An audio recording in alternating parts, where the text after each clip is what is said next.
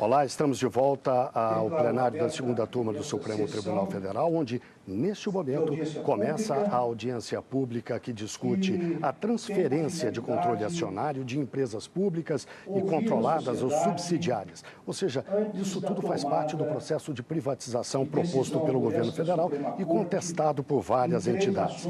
A audiência é conduzida pelo relator da ação direta de inconstitucionalidade que trata do tema, ministro Ricardo Lewandowski. Vamos ouvi-lo. O funcionário de empresas públicas, empresas de economia mista e subsidiárias ao setor privado ou ao capital estrangeiro. Queria dar as boas-vindas a todos, registrar que este é um ato judiciário, é uma inovação que foi feita recentemente no ordenamento legal pátrio, no sentido de dar concreção à democracia participativa também na área do Poder Judiciário. A democracia participativa é um avanço considerável, substantivo, com relação à democracia meramente representativa. É um momento que se dá em diversas oportunidades, conforme a Constituição consigna, especialmente no artigo 14, quando se permite ao conjunto dos cidadãos opinarem sobre assuntos públicos de relevância, tal como ocorre no referendo, no plebiscito, na iniciativa popular ou na participação em conselhos na área da saúde, da educação, do meio ambiente, e agora também, como eu disse, num ato processual importante, sobretudo nas ações objetivas ou nas ações de constitucionalidade, quando estão em jogo temas relevantes para a sociedade. Então, o tribunal se abre, a Suprema Corte se abre para a sociedade, para ouvi-la. Tudo aquilo que as senhoras e os senhores disserem está registrado não só em vídeo, mas também será registrado nas atas desta sessão, e tudo que se contém nestes instrumentos, nestas mídias, serão colocados à disposição de todos os ministros que utilizarão o conteúdo, o material assim coletado, para fazerem o seu juízo antes de decidirem, assim como este relator. Porquanto, por hora, por este momento, até agora, nós só proferimos uma medida liminar parcial relativamente ao pedido contido nessas ações diretas de constitucionalidade.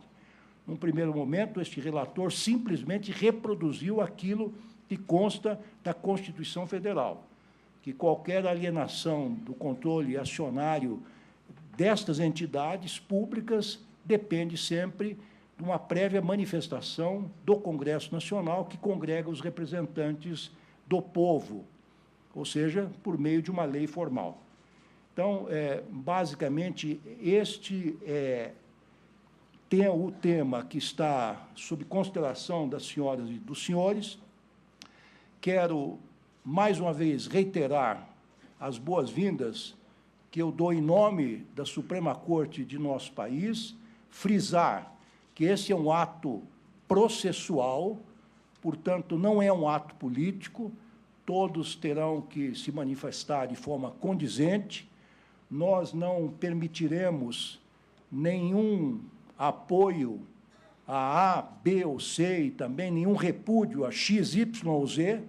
Portanto, temos que nos manifestar sobriamente, cortesmente e democraticamente. Gostaria também de manifestar meu especial apreço, meu especial agradecimento ao doutor subprocurador Antônio Augusto Brandão Arras, que representa o Ministério Público Federal, e a presença de Sua Excelência mostra exatamente que se trata de um ato judiciário, assim como a presença de nosso secretário, o doutor Marcelo. Portanto, declaro encerrada, aberta esta sessão formal e passo a palavra ao nosso representante cerimonial do Supremo Tribunal Federal. Senhoras e senhores, bom dia a todos. Agradecemos a gentileza de manter os telefones celulares ou equipamentos sonoros desligados ou no modo silencioso. Faz-se necessário que atentem para a limitação do tempo de 20 minutos oferecidos previamente a cada grupo de expositores credenciados. O cronômetro, situado ao fundo da sala de sessões, será acionado ao início de cada exposição para evitar, assim, incorreções relacionadas à contagem do tempo. Informamos também que essa audiência pública está sendo transmitida ao vivo pela TV e Rádio Justiça, podendo o material também ser depois visualizado por meio do YouTube ou em nossos canais nas redes sociais, ou até mesmo solicitado.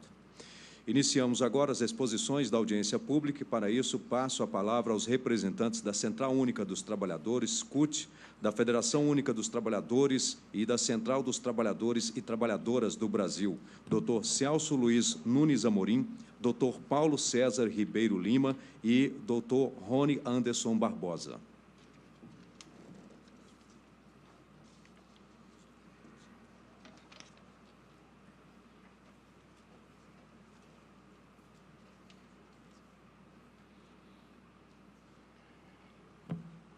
Perdão, antes de começar, todos os senhores sabem que o tempo de 20 minutos de cada grupo foi dividido pelos próprios integrantes do grupo. Portanto, espero que as senhoras e os senhores respeitem este acordo consigo mesmos e esse tempo será controlado pelo nosso secretário de sessões. Muito obrigado.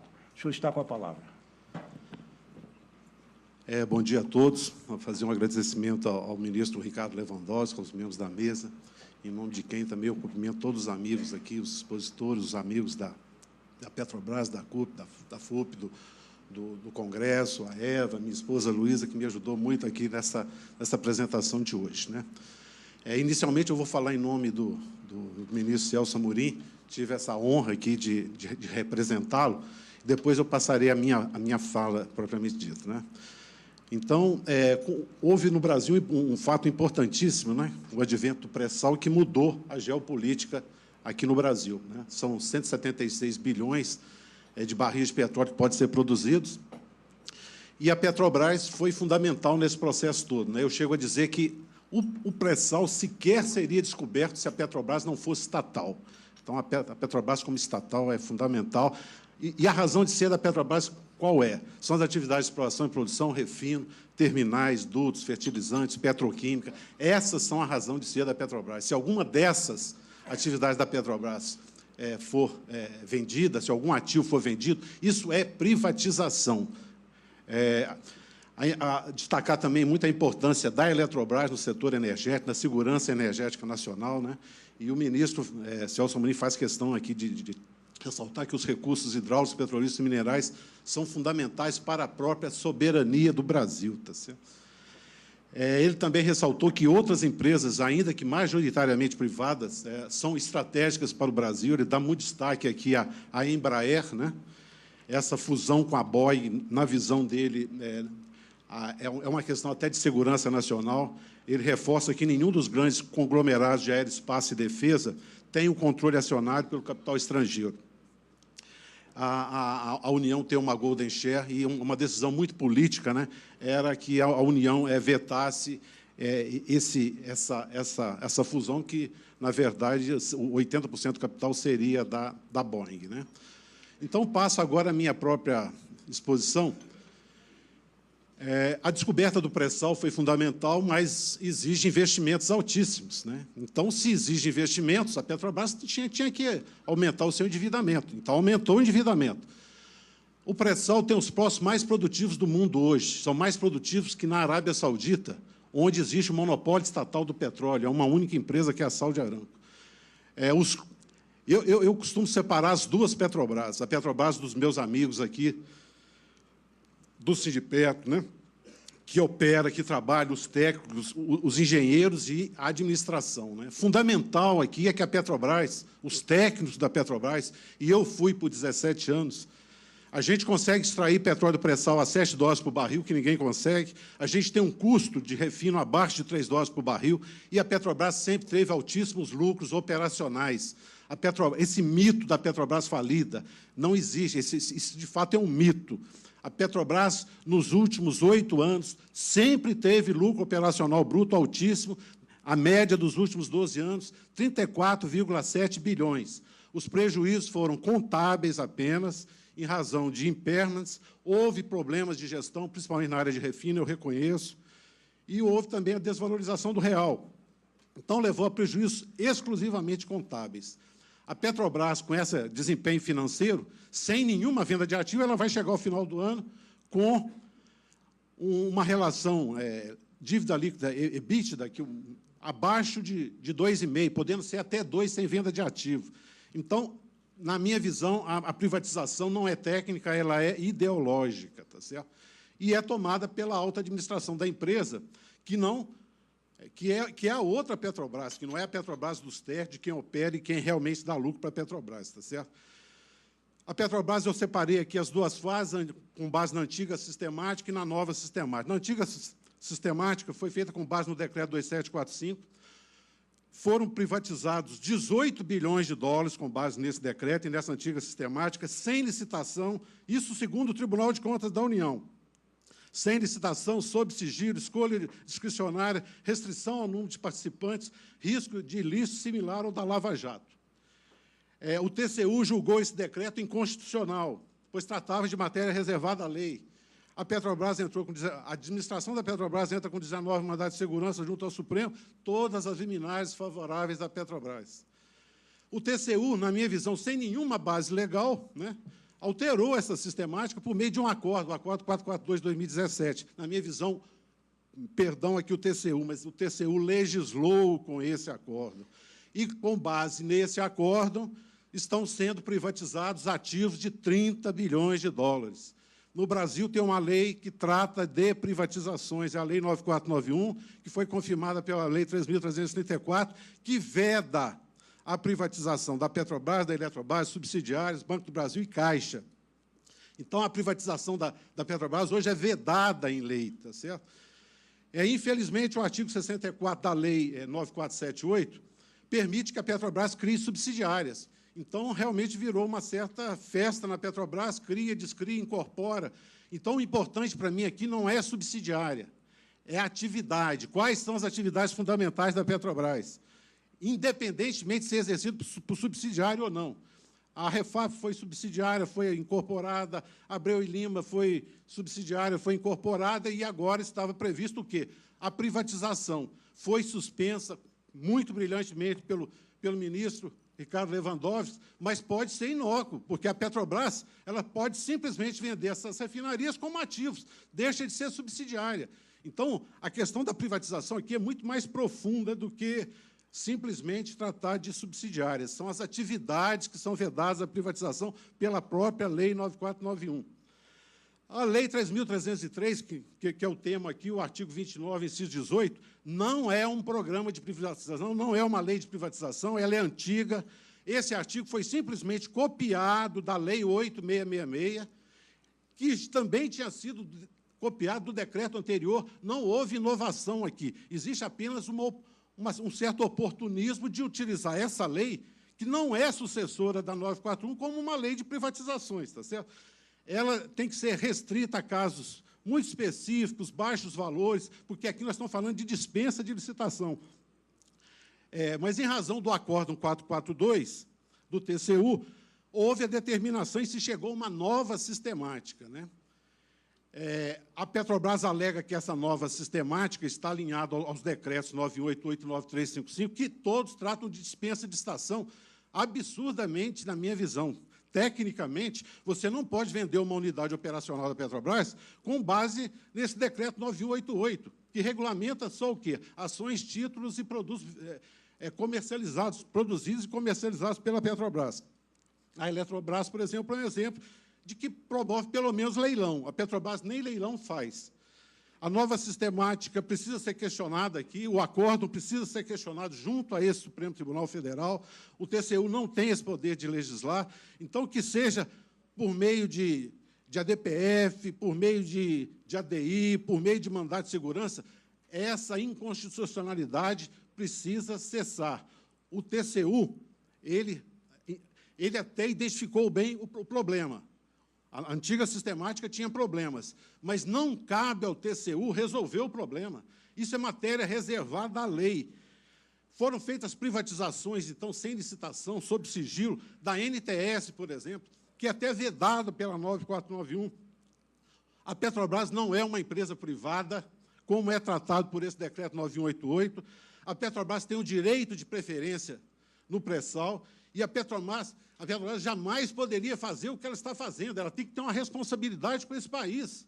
Ela está simplesmente privatizando a Petrobras do Nordeste. Todas as atividades da Petrobras no Nordeste estão sendo privatizadas. Então, isso precisa encerrar e o mais rapidamente possível. E isso aqui é uma questão de soberania nacional, é uma questão de manter essas atividades com o Estado, porque são estratégicos para o país. Desculpe a pressa, muito obrigado. Agradeço ao senhor pela apresentação que fez. Peço ao nosso representante cerimonial que convoque o segundo orador da manhã de hoje. E essa será a sistemática, por gentileza, a ser seguida daqui para frente. Convidamos agora o doutor Paulo César Ribeiro Lima. Já. O doutor Celso Luiz Nunes Amorim. Não. Falou por ele também. É o senhor Rony Barbosa. Doutor Rony Anderson Barbosa. Pois não. Senhor Rony, para completar, peço ao cerimonial que depois observe essa prática também, é o secretário nacional de comunicação da Central Única dos Trabalhadores, CUT. Está com a palavra. Obrigado, excelentíssimo senhor ministro Ricardo Lewandowski, em nome do qual cumprimento a todos os demais presentes a essa audiência pública.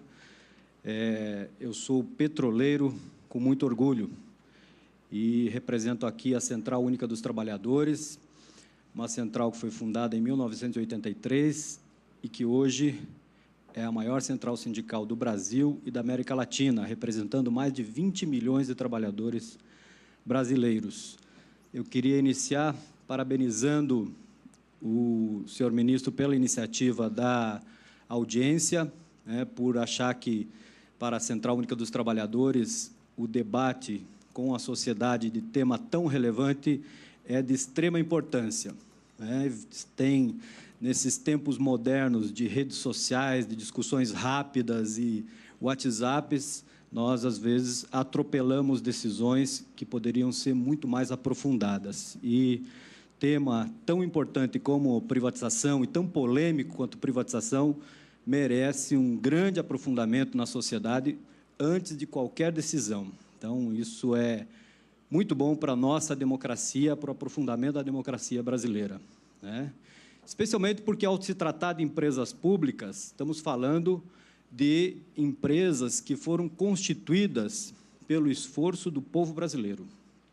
Nenhuma empresa pública surgiu com o esforço da iniciativa privada, de empresas estrangeiras, de outros países. Foi uma iniciativa do povo brasileiro que garantiu a existência de cada uma das empresas estatais que hoje nós temos, e cada uma cumpre o seu papel. E algumas delas são fundamentais para o desenvolvimento da nossa nação. Empresas como de energia, como a Eletrobras, que levam energia ao povo brasileiro, têm importância vital para o dia a dia da população. Qualquer mudança de controle de parte ou da totalidade de uma empresa como essa deveria ser muito bem debatido com o povo brasileiro antes da tomada de qualquer decisão. Isso afeta a vida de milhões de brasileiros. Infelizmente, nós já tivemos no Brasil, ao longo da sua existência, mas especialmente na história recente, nos governos de Fernando Collor e Fernando Henrique Cardoso, um processo acentuado de privatizações e vendas de empresas sem o devido debate. Talvez a mais simbólica delas tenha sido a privatização da Companhia Vale do Rio Doce.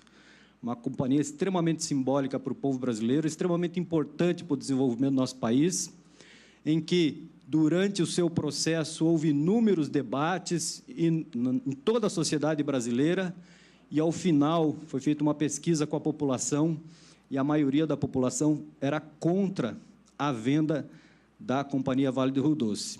Sem falar que o valor pelo qual foi vendido foi muito questionado e muito abaixo do que valia a empresa, ou seja, um patrimônio do povo brasileiro que foi entregue sem a devida remuneração, sem a devida contraprestação. Mas quero falar um pouquinho sobre também a Petrobras, né, que é essa empresa que foi criada fruto de uma luta do povo brasileiro, né, numa época, na década de 1950, em que nem se sabia ainda se o Brasil tinha ou não petróleo, especialmente a União Nacional dos Estudantes se engajou numa luta chamada O Petróleo é Nosso.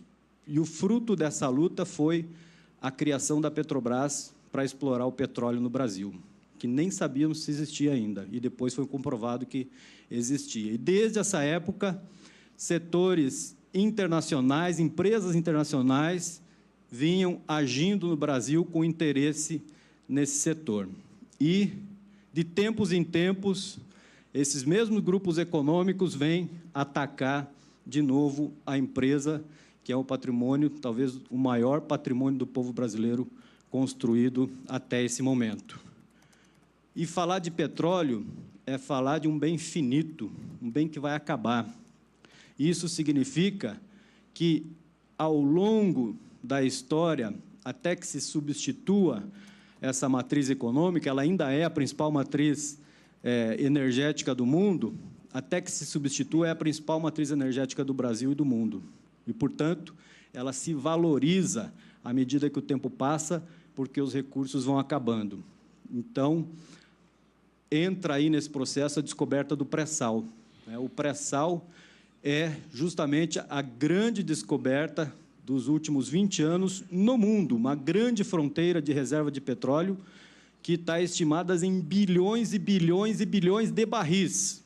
Multipliquem por $80 e os senhores vão ter, e as senhoras vão ter a ideia do tamanho da reserva, o tamanho da riqueza que foi descoberta. E, desde então, sofremos muitos ataques, e a Petrobras vem sofrendo ataques, visando especialmente essa questão do pré-sal, a busca desse petróleo brasileiro. E questionava-se se a Petrobras teria condições, né? E o meu antecessor, o companheiro Paulão, já exemplificou aqui, a Petrobras explora o pré-sal hoje a $7 o barril, enquanto a média mundial de exploração de petróleo está acima de $15. Então, o barril do preço do petróleo explorado pela Petrobras, estatal e pública, é $7. Essa é uma informação importantíssima para essa audiência pública aqui. Isso nos leva a refletir um pouco também sobre a nossa soberania e que país nós queremos, né? A greve dos caminhoneiros, que, ao final, culminou também com a greve dos petroleiros, gerou um grande debate na sociedade sobre o preço dos combustíveis no país. Infelizmente, o Brasil, que detém petróleo suficiente para o seu povo, para o seu desenvolvimento, sobra petróleo para exportar e tem refinarias suficientes para refinar esse petróleo, transformar em gasolina, gás de cozinha, em todos os seus derivados, né, está impondo à população brasileira que acompanhe o preço do barril internacional, que é de mais de $80. Enquanto nós produzimos um pré-sal a 7, a população paga mais de $80 o barril. Então, é óbvio que essa política de preço de combustíveis está errada e mostra que a Petrobras pode fazer diferente e o povo pode pagar muito menos pelo combustível, como teve um grande período em que os reajustes eram feitos anualmente do combustível. Hoje são feitos diariamente. Tenho certeza que nenhuma empresa de qualquer setor consegue se planejar sobre os custos em relação ao combustível hoje no Brasil, por causa dessa alta instabilidade. E uma instabilidade que não precisaria existir, porque o Brasil tem petróleo suficiente, tem refinaria suficiente e poderia muito bem utilizar a Petrobras para estabilizar esse preço e não impor à sociedade essa tamanha instabilidade que está acontecendo nesse momento. Então, mais uma vez, isso reforça o papel da Petrobras, né, na composição de preço dos combustíveis, que pode apontar para o que vai acontecer para o Brasil nos próximos anos. Quais são os investimentos que serão feitos com base, né, no combustível a esse preço que está sendo cobrado na população. Hoje, nós temos milhões de pessoas que deixaram de consumir o gás de cozinha porque não estão mais conseguindo pagar o preço do botijão de gás, que em alguns lugares chega próximo dos R$100. Tem pessoas usando lenha. Em alguns lugares, as famílias estão usando álcool para esquentar a comida. Isso tem aumentado o número de acidentados, especialmente crianças, em hospitais queimadas por causa desse tipo de situação. Então, cabe uma grande reflexão e um papel da Petrobras em relação a isso, né? Em relação à nossa soberania, como já foi falado aqui, em relação também à geração de empregos no Brasil, ao conteúdo nacional, né? Se nós temos petróleo, temos engenharia, né? Petrobras é líder na exploração de petróleo em águas profundas, tecnologia brasileira gerada aqui por nós, né? Porque nós vamos construir plataformas e outras subsídios para a indústria do petróleo fora do nosso país, gerando empregos fora. A indústria naval brasileira, que na década de 90 tinha cerca de 2.000 trabalhadores, chegou a ter mais de 80.000, está regressando assustadoramente, hoje conta com menos de 30.000 trabalhadores, já perdemos 50.000 empregos. Isso mostra o quanto uma empresa, se bem gerida, estatal, pode gerar empregos e dividendos e desenvolvimento para o nosso país, né? Sem falar na questão dos fertilizantes, que são motivo de hoje de importação. O Brasil tem algumas fábricas de fertilizantes que são importantíssimas para a agricultura brasileira, que é um dos setores muito importantes, mas que boa parte dos fertilizantes hoje vem de fora do país, porque essa indústria não está sendo incentivada e, pelo contrário, né, estão tentando vender as fábricas de fertilizantes, entregar um setor que é muito importante para a agricultura brasileira.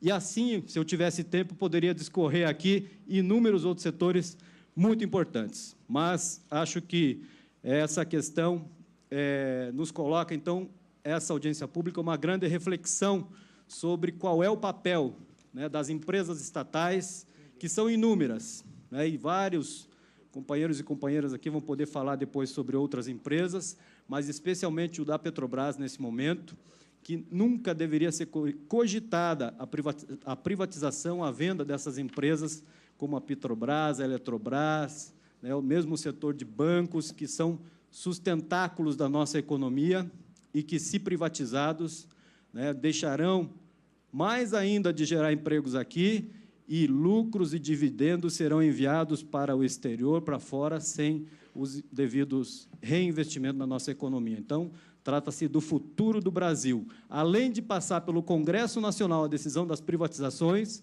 a população brasileira deveria ser ouvida em plebiscito para cada uma dessas tentativas de venda. Muito obrigado. Agradeço ao senhor Rony Barbosa.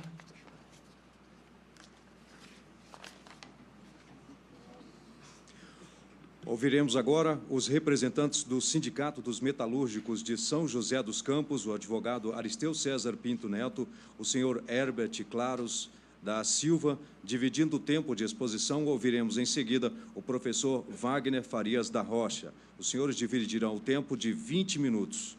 Com a palavra, o senhor Aristeu César Pinto Neto, advogado do Sindicato dos Metalúrgicos de São José dos Campos e região.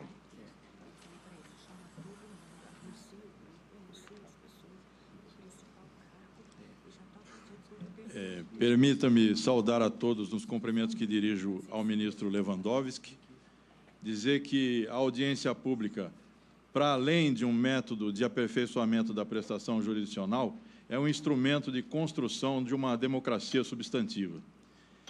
Eu vou abordar aqui uma experiência já efetivada de privatização, para analisar em retrospectiva os riscos que isso implica.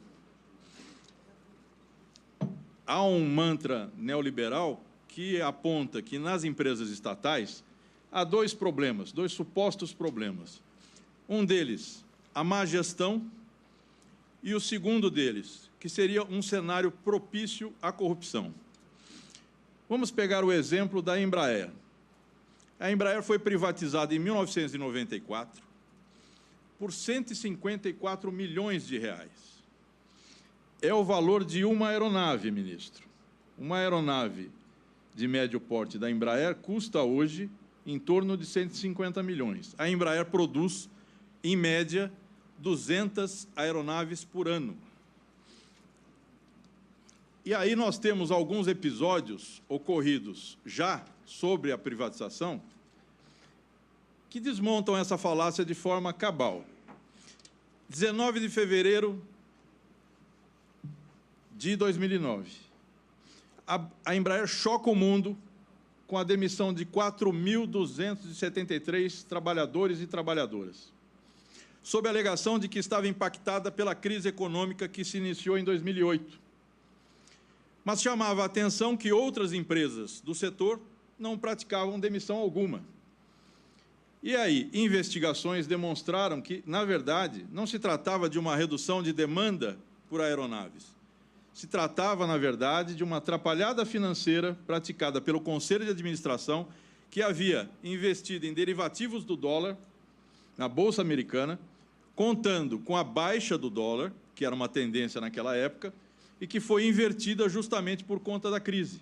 O dólar passava a subir. A perda com esse investimento em títulos que ultrapassavam $1 bilhão, a perda foi de 180 milhões de dólares. Tudo isso está documentado numa ação civil pública que tramita na 20ª Vara Federal daqui de Brasília. E, para fazer frente ao prejuízo, quem pagou a conta pela atrapalhada financeira foram os trabalhadores. Uma demissão coletiva, inclusive, que acabou jurisdicionalizada, com uma jurisprudência criada para impedir esse tipo de prática por parte das empresas. E, pior, o Conselho de Administração, naquele ano, se autobonificou com um prêmio de 50 milhões de reais. Ou seja, premiou a incompetência. Isso eu diria no plano da ineficácia da administração privada. Mas vamos ao tema da corrupção. Em 2015 e 2016, o controle mobiliário da Bolsa de Nova York identificou pagamento de propina na venda de aeronaves Super Tucano para a República Dominicana, para a Índia, para Moçambique e para a Arábia Saudita. Em 4 operações com esses 4 países, na venda de uma aeronave que é tida hoje no mundo como a de melhor performance. Ninguém consegue competir com o Super Tucano como uma aeronave de treinamento. O Super Tucano ganha concorrências nos Estados Unidos, derrubando a aeronave de treinamento que tem história dentro dos Estados Unidos. Ou seja, é uma aeronave de altíssima performance. Não teria nem, digamos, até pela lógica dos corruptos, não teria sentido fazer uma negociação envolvendo propina. Pois bem, mas houve a prova e houve um acordo de leniência. O acordo de leniência custou aos cofres da Embraer $200 milhões pagos ao setor de controle da Bolsa Americana, acrescidos de 68 milhões de reais pagos à Comissão de Valores Mobiliários no Brasil, por conta também de um acordo de leniência. Esse caso, infelizmente, ainda não acabou, ministro, porque existe hoje suspeita de que o acordo que foi entabulado com a CVM tenha envolvido alguma irregularidade. A imprensa está cobrindo isso, a PGR está investigando a atuação do procurador Marcelo Miller, né, que atuou também num acordo com a JBS, e o primeiro desses acordos foi feito com a Embraer. Então, nós podemos ter, digamos, um desdobramento de um fato que envolveu uma corrupção nesses patamares, e aí a solução que foi engendrada também está sob suspeita. Eu queria deixar esse registro, porque soma, do ponto de vista de prejuízo suportado pelos trabalhadores, detalhe, já ia me esquecendo, nesse segundo, no pagamento dessa multa de 200 milhões, foi aberto um PDV, um plano de demissão voluntária, e foram cortados 1.500 postos de trabalho. Então, nós temos os seguintes números totais. Do ponto de vista de prejuízo, 500 milhões de dólares, o equivalente a 2 bilhões de reais, torrados pelo Conselho de Administração Privado. 5 mil postos de trabalho extintos, ou seja, 5 mil famílias, 20 mil pessoas, em média, que ficaram desempregadas por conta dessa gestão, que eu diria, mais que responsável, foi criminosa. Eu gostaria de fazer esse registro e ser realmente telegráfico, porque existem muitos outros dados para serem acrescidos aqui com relação à Embraer, que hoje sofre o risco, comprovando que a privatização, na verdade, é a antessala da entrega da soberania, né, sofre o risco de ser adquirida pela Boeing. Muito obrigado. Agradeço ao doutor Aristeu César Pinto Neto, que é advogado dos sindicatos metalúrgicos de São José dos Campos e região. Convido agora, aliás, peço ao cerimonial que convide o próximo interveniente. É o senhor Herbert Claros da Silva, vice-presidente do Sindicato dos Metalúrgicos de São José dos Campos e região.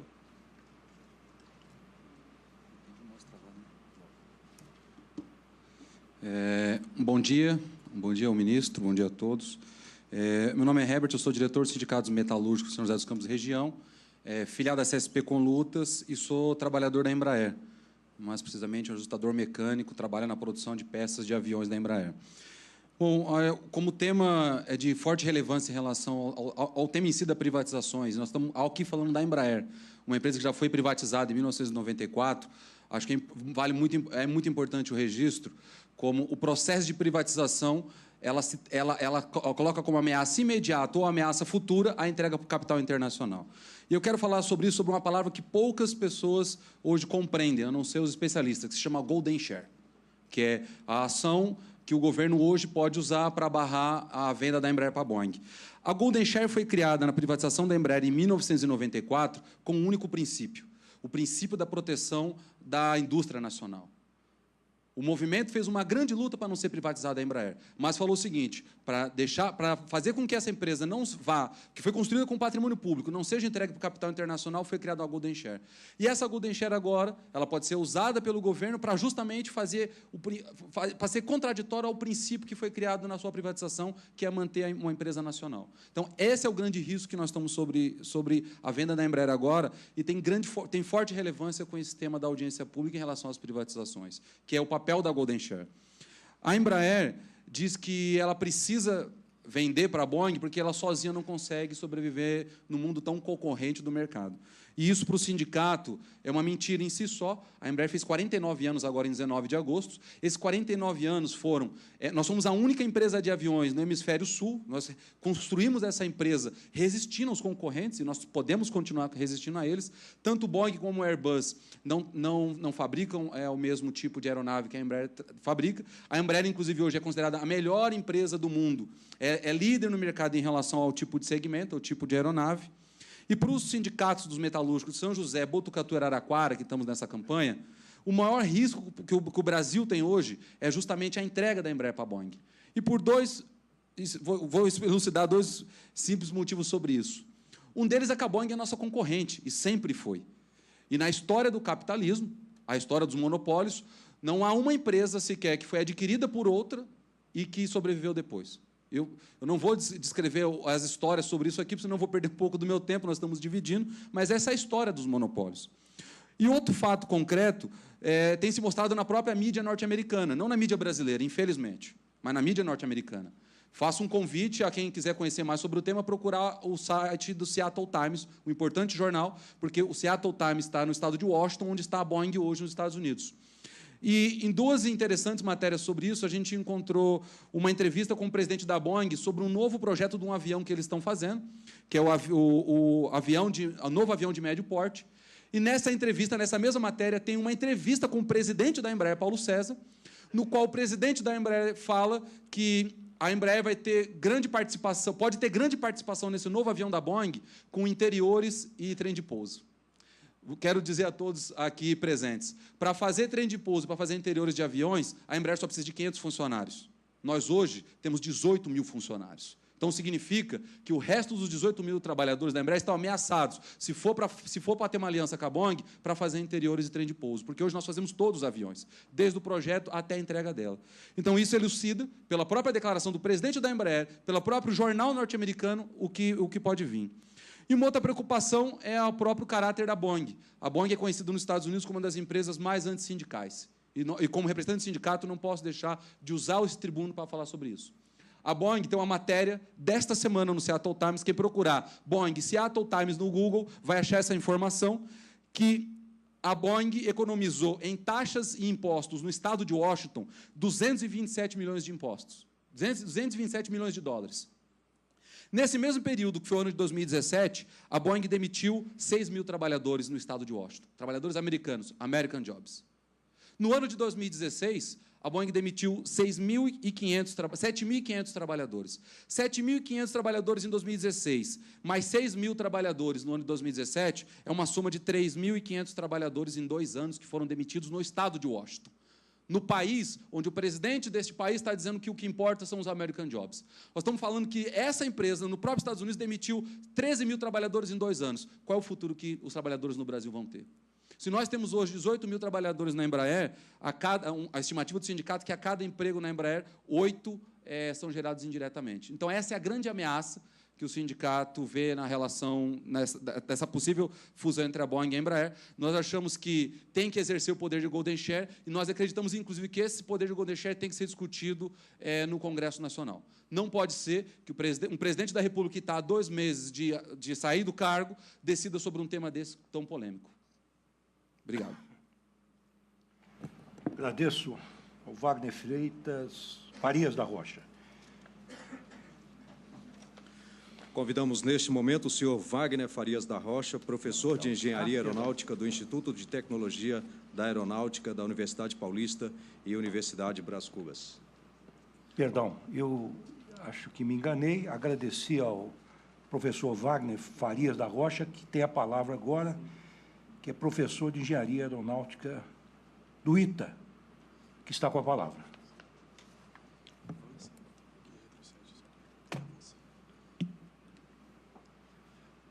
Com permissão, ministro, para começar. Peço ao senhor que fale mais perto do microfone, Perfeito. por gentileza.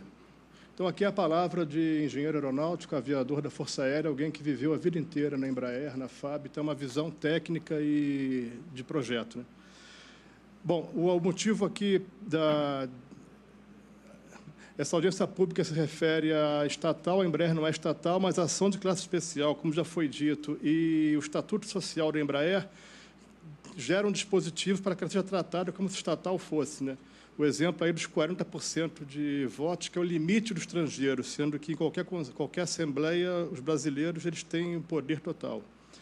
O ponto a ser defendido é que a transferência de controle foi apresentada ao público de forma irregular e que ela resultará na perda da capacidade da Embraer de projetar e produzir novos tipos ou modelos de aeronaves.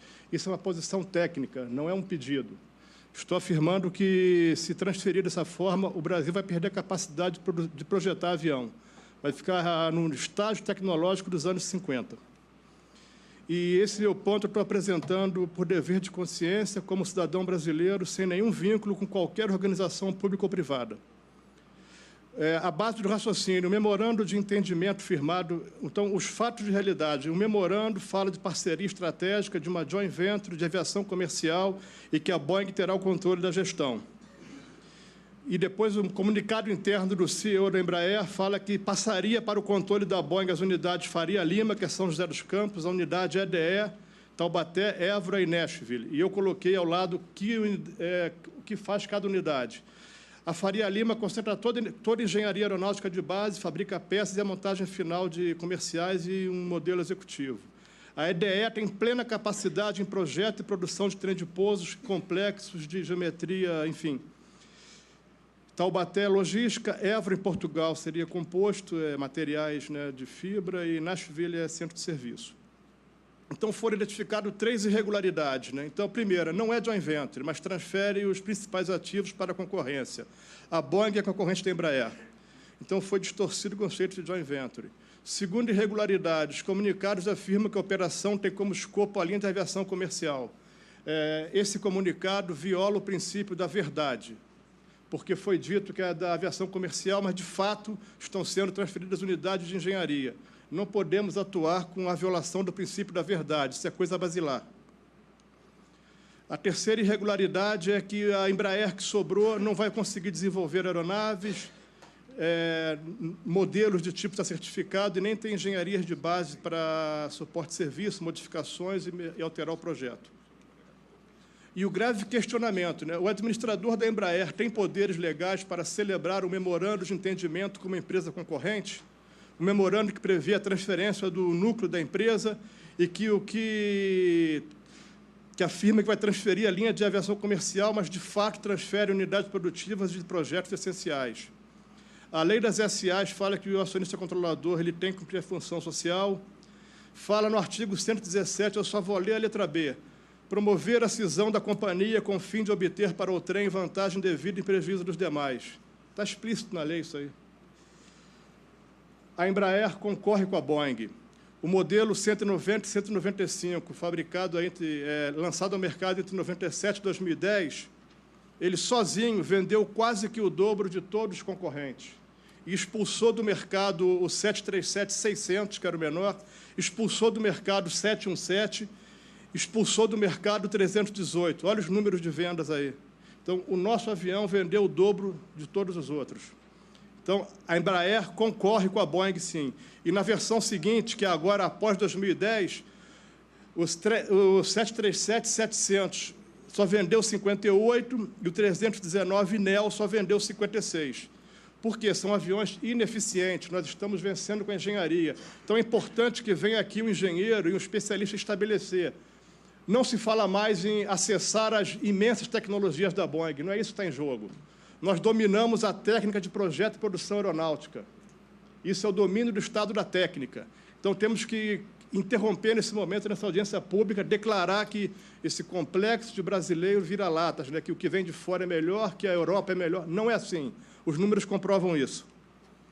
A explicação é a questão de asa, que os aviões da Embraer são feitos para cada segmento de mercado. Só para ilustrar, o 737, a geração MAX agora, usa a asa da geração NG anterior. São 6 modelos de aeronave com a mesma asa. A nova geração 195E2 são 3 asas diferentes, uma para cada avião. Isso dá um trabalho de engenharia pesado, mas é um dever de casa que é feito para que o avião seja eficiente. E eu falo da questão do dever de casa, né? Enfim. A solução para essa questão é estabelecer uma efetiva joint venture contratual e não a societária. A joint venture contratual é análoga à que existe na Europa entre a Leonardo e a Airbus, onde cada empresa mantém a identidade. Isso é o conceito de joint venture, não a transferência de ativo. Então, houve uma distorção da verdade. E a questão ela chegou num ponto de sinalização de violação de dispositivos legais, que seria muito recomendável um termo de ajustamento de condutas, conforme estabelecido pelo Ministério Público, né, que é entre o violador do direito para impedir a continuidade da situação de ilegalidade. Hoje, nós temos engenheiros e estrangeiros na Embraer acessando a dados de projetos militares. Então, nós temos uma questão grave que está em curso. E a outra questão é a necessidade de recomendar o governo americano, porque a Embraer que sobrou, ela não consegue mais fazer projeto aeronáutico. Então, é um prejuízo para os acionistas, tanto os brasileiros quanto os americanos. Ou seja, essa operação, como está desenhada, ela está eivada de irregularidades graves. Não é uma mera questão de fazer isso, de corrigir alguma não conformidade. Então, nesses termos, o tema já foi colocado para a presidência de forma errada, né? Falou-se em joint venture. Depois, no Congresso, a Embraer não se fez representar na audiência pública.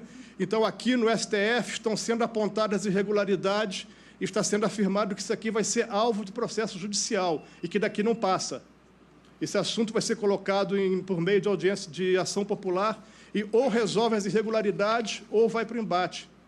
Ou seja, essa seria a mensagem que eu teria a passar, senhor ministro. Agradeço ao senhor, muito obrigado pelo respeito ao tempo. Peço ao cerimonial que convide o próximo interveniente. Para falar em nome da Federação Nacional das Associações de Pessoal da Caixa, FENAI, ouviremos a exposição dos senhores Jair Pedro Ferreira, Gilberto Bercovici, Martônio Barreto, Pedro Cerrado e Cláudio Pereira de Souza Neto. Dividindo o tempo de exposição, falarão também o senhor Luiz Alberto dos Santos, a senhora Juvândia Moreira, representantes da Confederação Nacional dos Trabalhadores do Ramo Financeiro Contraf. Os senhores dispõem do tempo de 20 minutos para a exposição. Pois não. Então, doutor Jair Pedro Ferreira, que é o presidente da Federação Nacional das Associações de Pessoal da Caixa, fala em primeiro lugar, em seguida o professor Gilberto Bercovici, que é professor titular de Direito Econômico e Economia Política da Faculdade de Direito da Universidade de São Paulo.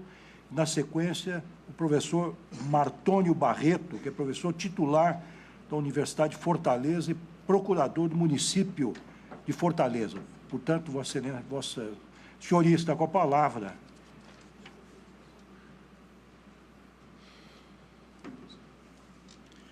Bom dia, senhor ministro. E já agradecendo aí essa oportunidade, um espaço muito importante das nossas manifestações. A gente, na FENAI, como uma das entidades propositoras, também agora ficamos num grupo aqui e algumas pessoas já declinaram do tempo para nos organizarmos um pouco.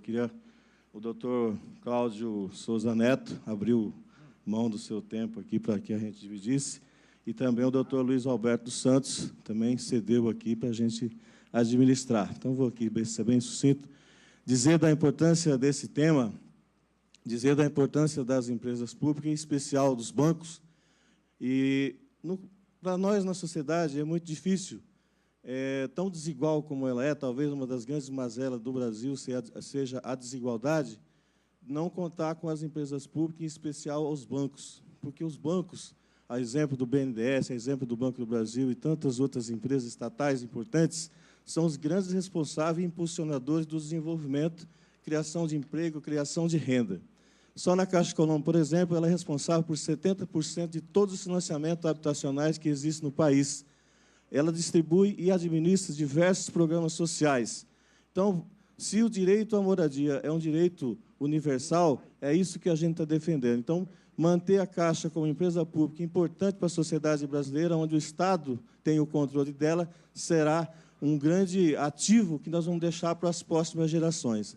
Passar esse ativo para a iniciativa privada, a gente já tem exemplos diversos com relação ao sistema financeiro, e isso não vai permitir que a sociedade tenha um espaço e as pessoas que tenham mais necessidade, que carecem de uma ajuda e de um acolhimento do Estado, são nas empresas estatais, no nosso caso especial, a Caixa, né, a importância que se vai ter, que nós vamos poder dar cidadania para milhões e milhões de pessoas. Então, a manutenção dessas empresas é fundamental para a economia brasileira. Então, já queria deixar aqui o nosso agradecimento a todos os empregados da Caixa, à Federação e aos nossos advogados que contribuíram bastante para abrir esse espaço. Ministro, eu acho que essa audiência ajuda bastante a sociedade a compreender um pouco o papel que essas empresas têm contribuído muito ao longo da sua história. Obrigado. Agradeço ao senhor. Professor Gilberto Bercovici.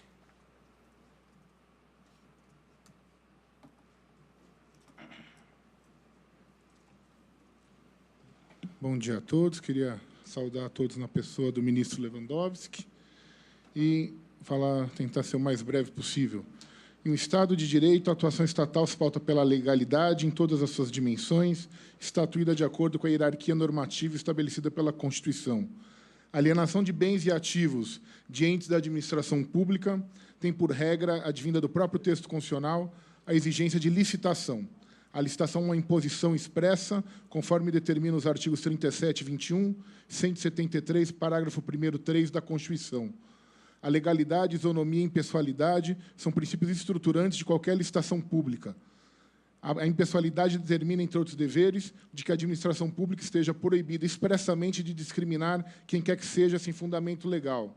A legislação explícita ao vedar qualquer tipo de preferência ou distinção sem fundamento no ordenamento jurídico que vise frustrar o caráter competitivo do procedimento licitatório. Fundamento da licitação é da competição sem privilégios entre concorrentes. No sistema constitucional brasileiro, a licitação é a regra, a dispensa de licitação é a exceção. O artigo 2918 da Lei 13.303, de 2016, prevê a dispensa de licitação apenas em determinados casos específicos, de compra e venda de ações, títulos de crédito, de dívida ou de bens que as sociedades de economia mista produzam ou comercializem. Alienação eventual de ações ou comercialização de produtos ou bens que a empresa produz não pode ser confundida com a alienação de todo e qualquer ativo. Infelizmente, é isso que faz o famigerado Decreto 9.188, de novembro de 2017, que institui o regime especial de desinvestimento de ativos das sociedades de economia mista, editado com a justificativa de regulamentar, entre outros, o artigo 2918 da Lei 13.303. Esse decreto vai além do que dispõe a lei e pretende possibilitar a alienação sem qualquer licitação de todos os ativos pertencentes às empresas estatais. E as empresas estatais, sejam elas sociedades de economia mista ou empresas públicas, são entidades integrantes da administração pública, são dotadas de personalidade jurídica de direito privado, sua criação autorizada por lei, são um instrumento de ação do Estado. Apesar da personalidade de direito privado, qualquer empresa estatal está submetida a regras especiais decorrentes da sua natureza de integrante da administração pública. E essas regras decorrem da sua criação autorizada por lei, cujo texto excepciona a legislação societária, comercial e civil aplicável às empresas privadas. Na criação de uma empresa estatal, autorizada pela via legislativa, o Estado sempre age como poder público, como ente soberano, não como acionista. Toda empresa estatal é criada deliberadamente como instrumento de ação do Estado. Não por acaso, sob a nossa Constituição, toda empresa estatal está submetida às regras gerais da administração pública. Da mesma forma que a empresa estatal deve ter sua criação autorizada por lei, no artigo 37 e 19 da Constituição, ela só pode ser extinta por lei ou na forma da lei. Essa necessidade de autorização legislativa para a extinção das empresas estatais em geral, inclusive as sociedades de economia mista, sempre foi defendida pela doutrina administrativista brasileira, estando hoje consagrada no artigo 61, parágrafo 1º, 2, letra E, da Constituição, com a redação alterada pela Emenda Constitucional 32, de 2001. Não pode, portanto, exigir um processo de desestatização ou privatização sem lei específica que determine qual empresa estatal será privatizada e sem licitação prévia, o que, aliás, também a própria lei determina, a própria Lei 9491, de 97, que substitui a Lei 8.031, cuja constitucionalidade, inclusive, não foi decidida até hoje por essa Corte. Sob a Constituição de 88, as empresas estatais estão subordinadas às finalidades do Estado. O interesse público é o fundamento, é o limite e o critério da iniciativa econômica pública. Os objetivos das empresas estatais estão fixados por leis. Elas não podem se furtar a esses objetivos sob pena de desvio de finalidade. É para isso que foram criadas e são mantidas pelo poder público. A legitimidade da ação do Estado como empresário é a produção de bens e serviços que não podem ser obtidos de forma eficiente e justa no regime de exploração econômico privado. A esfera de atuação das empresas estatais é a dos objetivos da política econômica, é da estruturação de finalidades maiores, estratégicas, cuja instituição e funcionamento ultrapassam a racionalidade de um único ator individual. A empresa estatal não tem finalidades microeconômicas, ou seja, estritamente empresariais. Ela tem, essencialmente, objetivos macroeconômicos a atingir como instrumento de atuação do Estado. Esses dispositivos constitucionais são formas de vinculação e conformação jurídica constitucionalmente definidas, que vão muito além do disposto no artigo 173, parágrafo 1º, 2, que iguala o regime jurídico das empresas estatais que prestam atividade econômica ao mesmo das empresas privadas, seus aspectos civil, comercial, trabalhista e tributário. natureza jurídica de direito privado, isso tem que ficar claro, é um expediente técnico, não derroga o direito administrativo, não derroga o interesse público, sob pena de se inviabilizar a empresa estatal como instrumento estratégico de atuação do Estado. Fica patente, então, que as empresas estatais estão constitucional e legalmente vinculadas aos fins definidos nas suas leis definidoras, não havendo possibilidade jurídica de utilizar o seu patrimônio, seja por vontade da sua administração ou do governante de plantão, para atender a outras finalidades, comprometendo, inclusive, a sua continuidade e atuação como ente da administração pública. Nós podemos ilustrar a situação que vivemos hoje no Brasil com um exemplo dado pelo jurista italiano Ugo Mattei. Autorizar que um governo venda livremente os bens de todos para fazer frente às suas necessidades contingentes e conjunturais é tão irresponsável quanto consentir no plano familiar que um zelador venda os bens de maior valor da casa, como a prataria, o carro, os eletrodomésticos, para suprir as suas necessidades particulares, como viajar de férias ou pagar uma dívida particular. O governo é administrador fiduciário, ele atua sob mandato. Ele não pode dispor dos bens públicos ao seu bel prazer. O governo não é proprietário das empresas estatais, ele é apenas o seu gestor. O governo tem que ser o servidor do povo e não o contrário. Nesse sentido, a decisão liminar do ministro Lewandowski, determinando que qualquer alienação de ações que implique perda do controle público sobre as empresas estatais só pode ser efetuada mediante prévia autorização de lei e por meio de licitação pública, restaura a legalidade violada inúmeras vezes por um processo de desmonte e entrega de ativos públicos que não tem qualquer fundamento constitucional. Muito obrigado. Eu agradeço ao professor Bercovici e observo que aqueles oradores que trouxerem um texto escrito e quiserem juntá-lo aos autos, que façam um requerimento nesse sentido para apreciação do relator. Então, agora falará o doutor professor Martônio Barreto. Bom dia, senhor ministro relator, Ricardo Henrique Lewandowski. Bom dia, senhor subprocurador da República, senhor secretário. Bom dia a todos que aqui estão. Apenas continuando as palavras ou a ideia central do que o professor Gilberto Bercovici disse, eu ressaltaria a importância e diria o aspecto inexorável do princípio da legalidade, ou melhor, do princípio de estabelecimento de lei no seu sentido, no seu real sentido material e formal, para o desfazimento de ativos acionários ou de qualquer outra prerrogativa inerente às empresas estatais. Isso decorre, senhor ministro, num primeiro momento, é importante salientar, de uma conquista daquilo que se chama do Estado de Direito da Modernidade, ou seja, um Estado de Direito da Modernidade que nós entendemos a partir com a ruptura do absolutismo, a partir da Revolução Francesa aos nossos dias. Ou seja, toda a teoria do Estado, toda a teoria constitucional até então, estabeleceu a supremacia do poder legislativo, não somente relativamente à guarda de direitos, formulação de garantias fundamentais, mas principalmente, e de forma inexorável, a supremacia do poder legislativo decorrente da razão de que é detentor direto da soberania popular. Portanto, em qualquer questão interpretativa relativa a eventuais possibilidades de relativização de atuação dos poderes, uma interpretação constitucional deverá necessariamente procurar privilegiar aquela que mais favorece o poder legislativo. Nesse sentido, como uma Constituição advinda de uma perspectiva da teoria da democracia, como é a Constituição de 88, é que a adoção de uma Constituição rígida, como ela foi feita, impõe o regime da legalidade, pois implica na adoção de um sistema de hierarquia.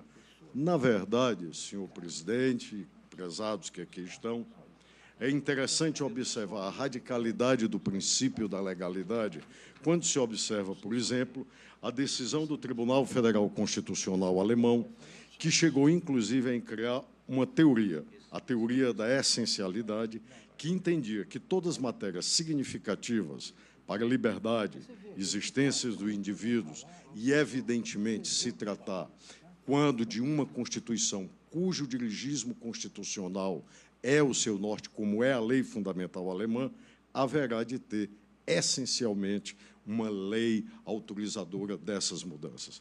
Portanto, há um precedente no constitucionalismo democrático moderno e há um precedente, sobretudo, deste constitucionalismo democrático.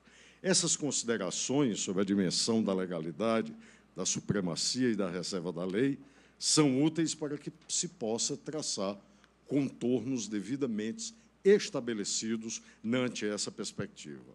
Portanto, é nesse sentido, senhor relator, que a alienação de bens e ativos diante da administração pública terá por regra necessariamente derivados, seja da teoria que informa a nossa Constituição e o nosso constitucionalismo, seja dos precedentes, ou seja, a exigência de uma legalidade.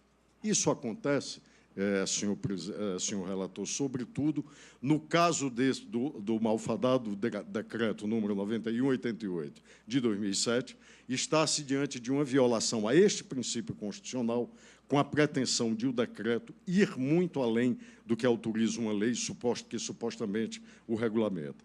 O Poder Executivo ultrapassou visivelmente os seus limites e, mais do que isso, ao abrir um espaço normativo para uma possibilidade de atuação sem previsão legislativa. Na verdade, senhor presidente, encaminho-me para a conclusão, na verdade, o que se pode imaginar, se aceita a possibilidade de uma ausência legislativa para o desfazimento de ativos, está, na verdade, abrindo-se a porta para que também, caso haja um insucesso no desfazimento do controle acionário ou do patrimônio de uma empresa nacional ou da intervenção do Estado no poder econômico, caso haja um insucesso diante dessa autorização, também, sem autorização legislativa, o resultado deste insucesso possa vir a ser incorporado, assumido pelo Estado, sem a mesma autorização legislativa, o que significaria um enorme prejuízo para o poder público e para o Estado. Portanto, na verdade, o que se pretende, ao escapar da imposição constitucional e autorizada pela história constitucional de uma autorização legislativa, na verdade, o que se quer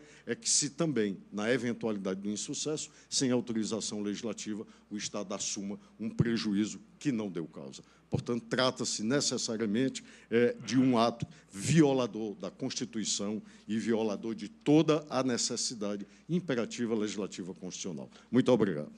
Agradeço ao professor Martônio.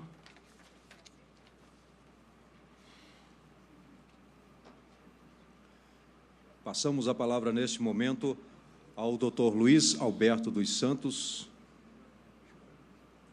Inverteram? Tá. A doutora Juvândia Moreira, presidenta da Confederação Nacional dos Trabalhadores do Ramo Financeiro, Contraf CUT, dirigente executiva da Central Única dos Trabalhadores, a CUT.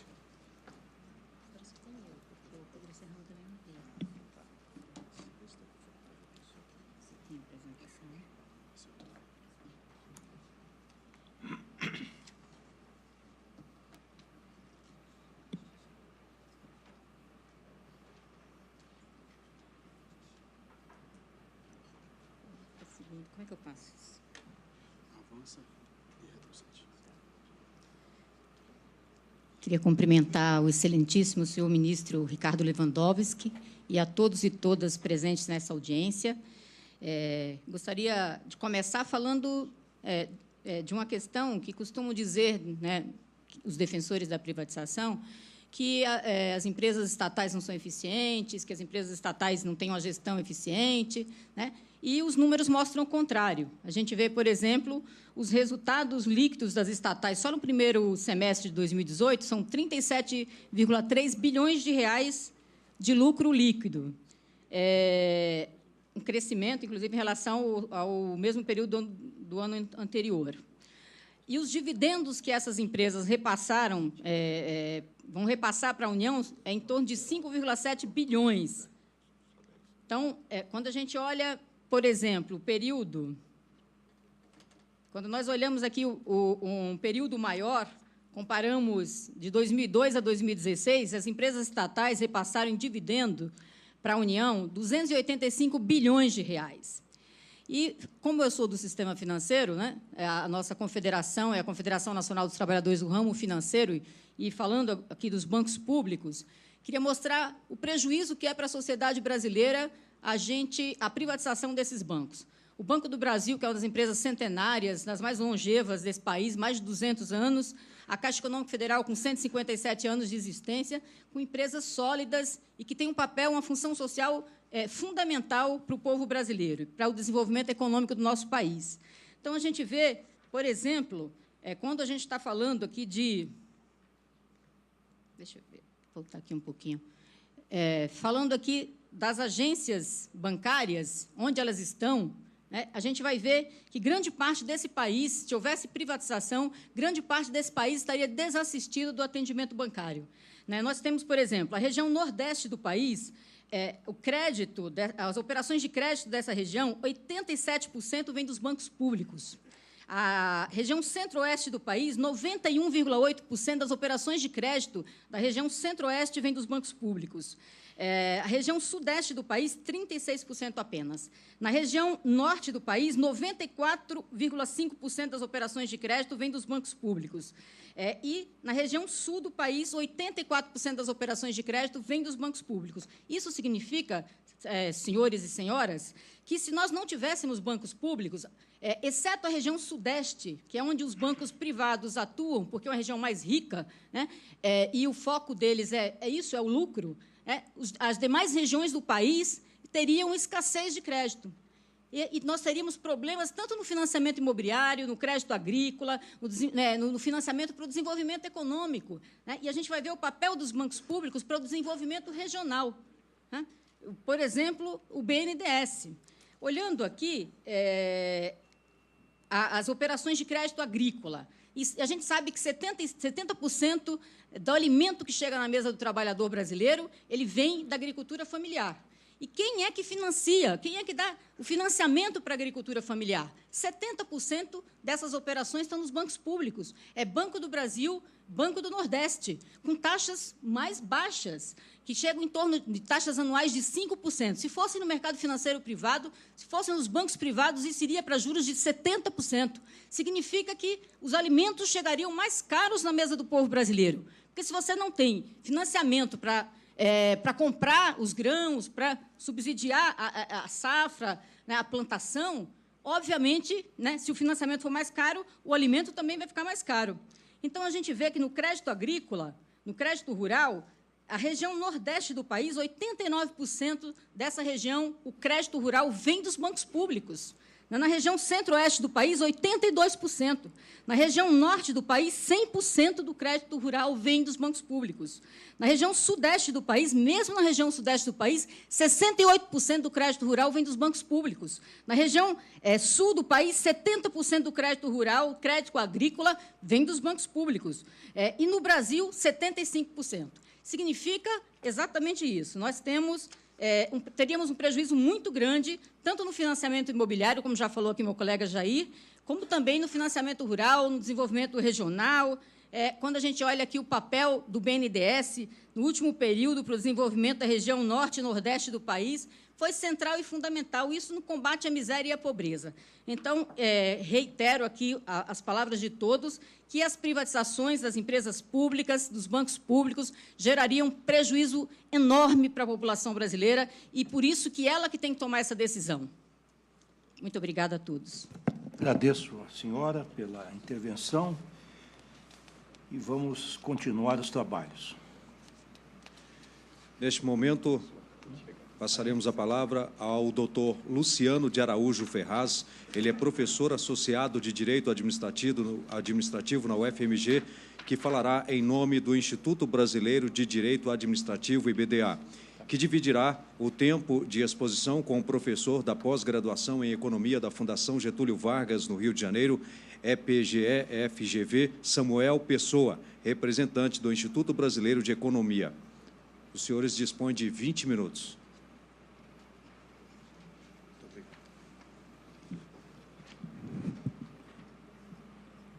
Excelentíssimo senhor ministro Ricardo Lewandowski, na pessoa de quem cumprimento todos os presentes, aqui compareço representando o Instituto Brasileiro de Direito Administrativo e dizendo que o posicionamento que se faz da tribuna é um posicionamento com compromisso exclusivamente voltado com a Constituição brasileira e a estabilidade das relações jurídicas desse país. A abordagem, portanto, que se fará será uma abordagem eminentemente jurídica a tratar de temas sensíveis que a Constituição trata a propósito de um tema tão marcante quanto a lei das estatais, que terminou por ser promulgada quase que 16 anos depois da sua reclamação pela Emenda Constitucional 19 de 98. O Estatuto das Estatais traz, a bem da verdade, duas ideias nucleares.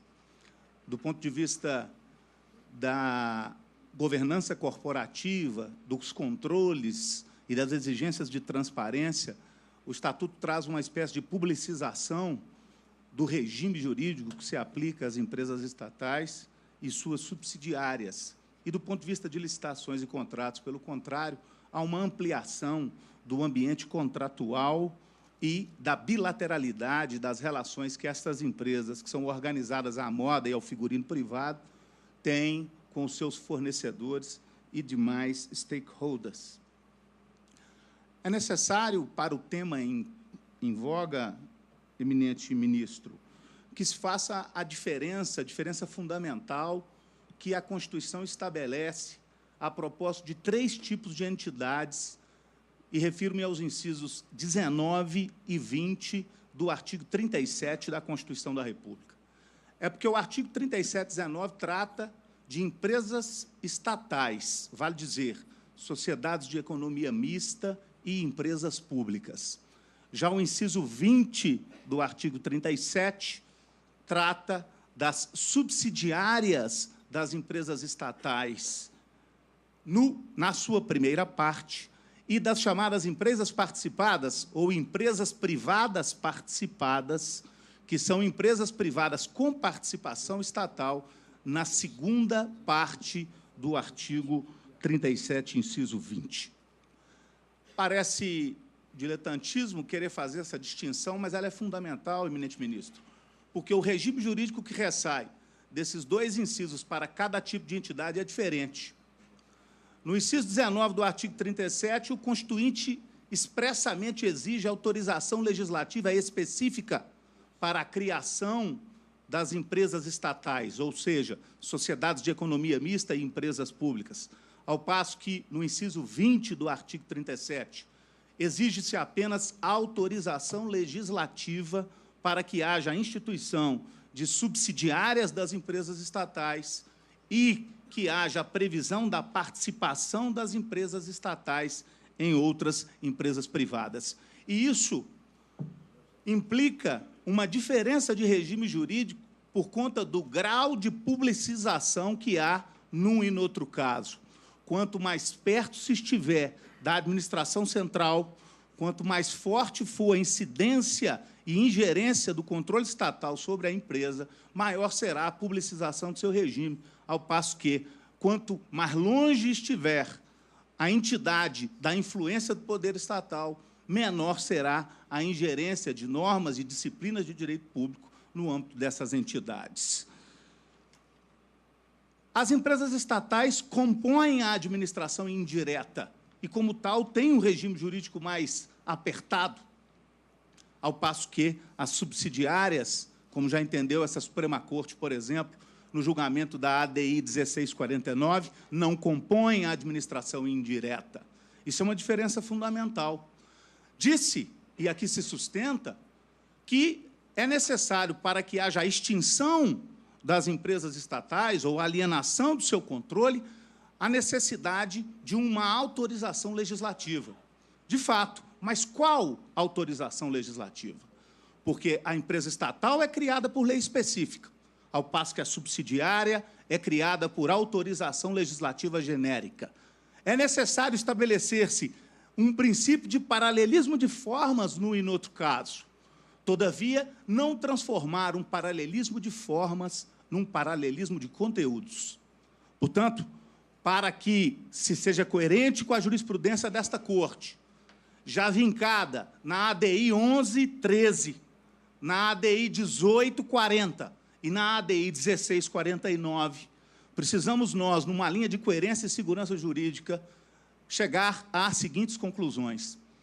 Para A criação da empresa estatal é necessário lei específica, mas para a alienação da empresa estatal ou de sua extinção, o Supremo se basta na mera previsão de autorização genérica, desde que presente em lei formalmente votada pelo Poder Legislativo desse país.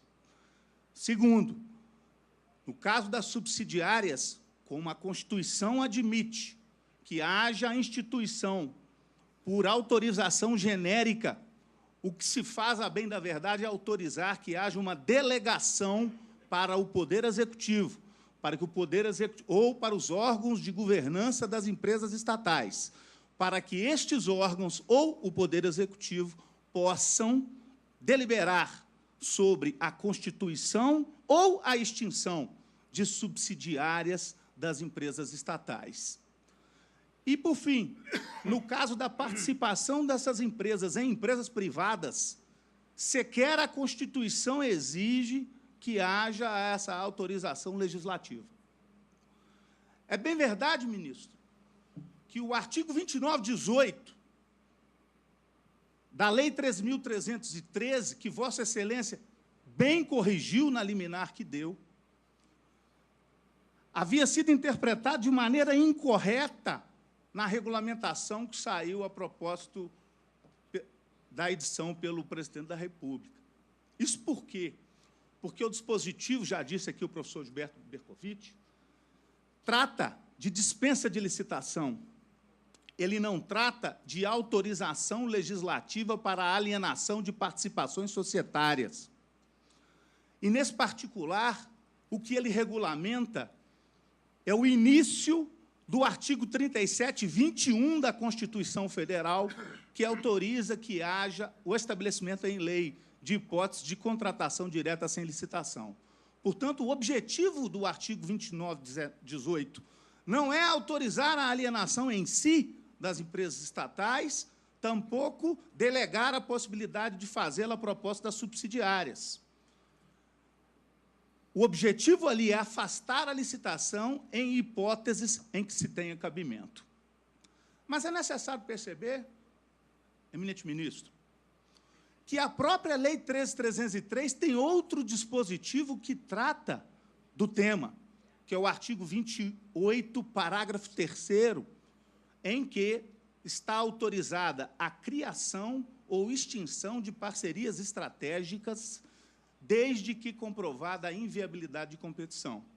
E aí é necessário que façamos uma leitura conjugada dos dois dispositivos, sob pena de antinomia. O artigo 28, inciso 18, tem um foco diferente do artigo 28, parágrafo 3º, de modo que a leitura de ambos os dispositivos é que nos possibilitará chegar a alguma conclusão no que diz respeito à possibilidade do afastamento ou não da licitação no caso de venda das empresas, da participação nas empresas estatais, repito, que já deve estar autorizada em outra lei que não na Lei 13.303 de 2016. A leitura que se propõe é a seguinte: quando se trata da venda com controle ou da saída integral da participação pública, seja em empresas públicas ou sociedades de economia mista, a licitação se impõe, a não ser que seja possível enquadrar a hipótese no artigo 28, parágrafo 3º, onde existe uma preponderância de aspectos subjetivos e não objetivos na escolha do destinatário das ações. Porque, quando há preponderância de aspectos subjetivos na escolha, a licitação não se impõe, porque ela se rege pelo princípio do julgamento objetivo e não pelo princípio do julgamento subjetivo. De modo que, se for possível justificar-se a alienação no âmbito das parcerias estratégicas previstas no artigo 28, parágrafo 3º da Lei 13.303, justificada a inviabilidade de procedimento competitivo, é possível fazer-se a venda direta. Por outro lado, Se não for possível essa justificativa, ou seja, se não for a preponderância do aspecto subjetivo, o fundamental para a escolha do parceiro, é necessário que se faça a licitação. Em outras palavras, o artigo 29, inciso 18 da 13.303, há de ser lido conforme a Constituição. Para, primeiro, ser aplicado a casos de venda de títulos de dívida, para casos de alienação ou venda de bens que essas empresas estatais comercializem ou produzam. E no que diz respeito às ações, eminente ministro, à participação societária, o dispositivo há de ser lido conforme a Constituição, apenas e único exclusivamente para hipóteses de vendas parciais da participação societária sem perda do controle. Em resumo, o 2918 tem um espectro diferente da hipótese do artigo 28, parágrafo 3º da Lei 13.303. E, sob pena de antinomia, é necessário balizar a ambas. O último tema, quero tratar das chamadas empresas participadas. Já disse que, nas empresas estatais, a criação depende de lei específica, mas a alienação de lei genérica. Nas subsidiárias, o Supremo compreende que a criação pode se dar por delegação legislativa, como também pode se dar a venda por deliberação dos mesmos órgãos de governança interna da companhia. E no que diz respeito às empresas participadas, é dizer, aquelas em que o poder público possui participação minoritária, a Lei 13.303 sequer tem aplicação. O único dispositivo dessa lei que se aplica a essas empresas é o parágrafo 7º do artigo 1º. E digo isso dessa tribuna porque a Comissão de Valores Mobiliários tem adotado uma posição de aplicar normas da 13.303 a empresas privadas em que o poder público tem participação. E estas empresas estão alheias ao âmbito de incidência da 13.303 porque são empresas privadas, ainda que contenham parte do seu capital público. Muito obrigado. Agradeço ao professor. Reitero que aqueles que trouxeram texto escrito podem requerer para que sejam juntados aos autos. Com a palavra, o professor da pós-graduação em Economia da Fundação Getúlio Vargas, no Rio de Janeiro, EPGEFGV, Samuel Pessoa, representante do Instituto Brasileiro de Economia. Obrigado, senhor ministro, pelo convite, pela oportunidade de estar aqui debatendo esse tema. O que eu vou fazer é uma apresentação mais conceitual da participação do Estado na economia, com foco na experiência histórica brasileira. Acho que é muito bom que a gente aprenda com os fatos do passado. Eu preparei um texto, está divulgado, que eu trouxe para a minha fala, uma versão um pouco reduzida do texto, mas essencialmente o texto. Então, o papel do Estado na economia pode, me parece, de maneira muito resumida, ser organizado em duas dimensões. Em uma dimensão, nós temos o Estado que dá segurança aos cidadãos e procura reduzir a desigualdade de oportunidades por meio de ofertas de serviços públicos, como saúde, educação, programas de assistência sociais, etc., o que a gente chama, tipicamente, de Estado de bem-estar social. Esta é um lado da ação do Estado. Tem uma outra dimensão da ação do Estado, que é o grau de intervencionismo do setor público direto do poder público sobre o funcionamento dos mercados. Se vai ter empresas estatais ou não, qual vai ser a natureza dos marcos regulatórios, se vai haver ou não muita concessão de créditos subsidiados, o grau de abertura ou fechamento da economia e etc. A gente pode ter um Estado muito interventor ou pouco interventor. Acho que um exemplo ajuda a gente a entender essa distinção. Eu posso ter um Estado que provê serviços de bem-estar social amplos e abrangentes ligados ao desemprego. Então, Então, posso ter um seguro-desemprego muito abrangente e, simultaneamente, nessa mesma economia, eu ter... Gente, eu recebi 5 minutos, mas eu tinha 10, eu nem comecei. Eu tinha 10 minutos, você tem que me dar 10 minutos. Eu treinei no avião, cronometrei. Fique tranquilo que eu vou ler terá assegurado o seu tempo necessário.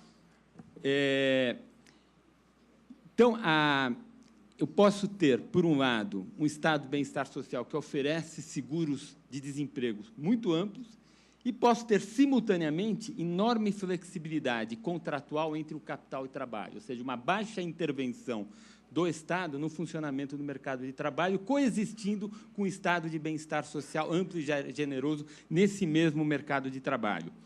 Correndo o risco, novamente, de simplificação, podemos afirmar que a escolha social entre haver ou não um estado de bem-estar social amplo e abrangente, ela tem natureza normativa, depende de um juízo de valor. Nesse sentido, não há um tamanho ótimo do Estado. O Estado pode ser grande, pode ser pequeno, dependendo da escolha da sociedade.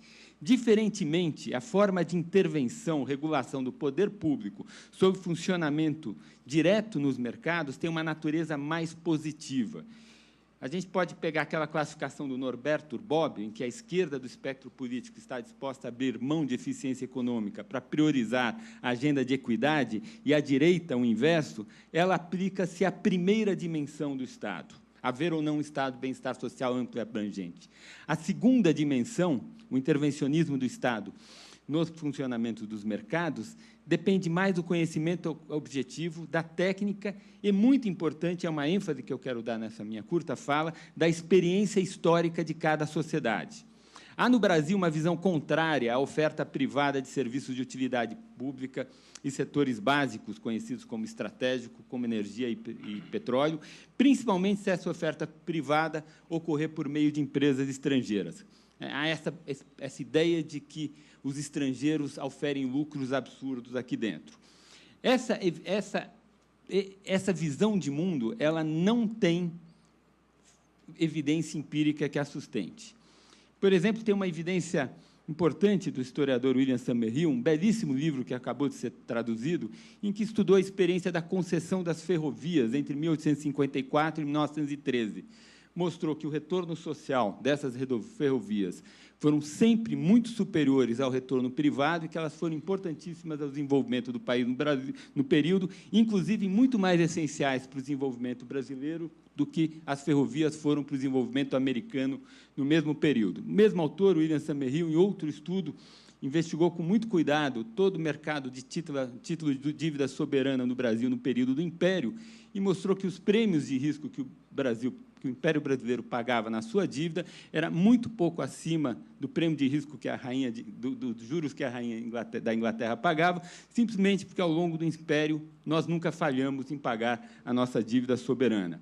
Tem um outro trabalho de Marcelo Jordan, que estudou com muito cuidado os 81 balanços da empresa Light entre 1898 e 1978, até a estatização final da empresa, e mostrou que, ao longo desses 81 anos de operação no Brasil, a empresa teve uma taxa de retorno de 3,6% ao ano em dólar constantes. Não há nenhuma evidência que os canadenses, acionistas da empresa, tenham explorado o povo brasileiro, mas há sinais que, após o Estado Novo, a gente começou a exercer um controle tarifário muito forte, a rentabilidade caiu e a empresa foi saindo do setor, até a estatização final, em 1978. Eu não conheço nenhum trabalho que documente que os juros pagos na dívida externa ou que os ganhos das empresas multinacionais de operação no Brasil tenham sido excessivos. Outro exemplo interessante, para mim, é a campanha O Petróleo é Nosso. Forte mobilização praticamente unânime da sociedade. Naquela oportunidade, meados dos anos 50, uma parcela de 7 de cada 10 crianças de 7 a 14 anos estavam fora da escola. E nós construímos Brasília e a Petrobras. Cálculos da época mostravam que o retorno econômico, e enfatizo, somente o retorno econômico do investimento em educação era muito maior do que qualquer coisa que Brasília ou a Petrobras podem retornar ou podiam retornar ao país. Nova rodada de intervencionismo nos legou pesado fardo. Com dificuldade, estamos saindo da maior perda de produto e a mais extensa no tempo dos últimos 120 anos e a segunda maior perda de PIB per capita dos últimos 120 anos. A forte inflexão intervencionista na política econômica na primeira década do século passado gerou um hospital de empresas quebradas e muito prejuízo ao Tesouro Nacional. Os repasses do Tesouro Nacional, BNDES, totalizando 500 bilhões de reais em 7 anos, representam mais gastos do que todo o gasto do Tesouro americano com o Plano Marshall, já atualizado a valores de hoje, e pelo câmbio de hoje de $4 por real, ou 4,10. Recente estudo de Ricardo Barbosa e Gabriel Vasconcelos, Ricardo é funcionário do banco, documentam que cada R$1 emprestado pelo BNDES gerou 50 centavos de investimento. Ou seja, qualquer análise de custo e benefício das ações do banco nesse período começa com 50% de desperdício. Outro enorme desperdício foi a alteração do marco regulatório do petróleo em 2010. Não era necessário. Nós acabamos perdendo a maior janela de preços internacionais e a sociedade não aproveitou tudo que poderia ter aproveitado da riqueza mineral. Também acho que vale a pena a gente olhar a experiência histórica, o que Eugênio Goudin escreveu no artigo do Globo, em 12 de maio de 1961, citando o discurso do deputado Raul Góes. Cito o ilustre deputado: um navio de 10 mil toneladas a ser construído em Jacuecanga foi contratado por 1 bilhão e 680 milhões de cruzeiros. O mesmo navio no mercado internacional custa 680 milhões de cruzeiros, ou seja, um desperdício de 1 bilhão de cruzeiros, escrevia Goudin. Ele continua: o Brasil está sofrendo por falta de transporte marítimo e não pelo fato dos navios serem construídos aqui no Japão ou na China. Ora, o problema do transporte marítimo pode ser equacionado nas seguintes palavras. Segue o mestre Goudin: os navios gastam 50% do tempo nos portos, 27% do tempo em reparações e apenas 20% do tempo navegando. Eu adiciono, claro, o problema de baixa produtividade, nosso mal maior. As tripulações são quase o dobro do tamanho das tripulações dos navios de outras nacionalidades.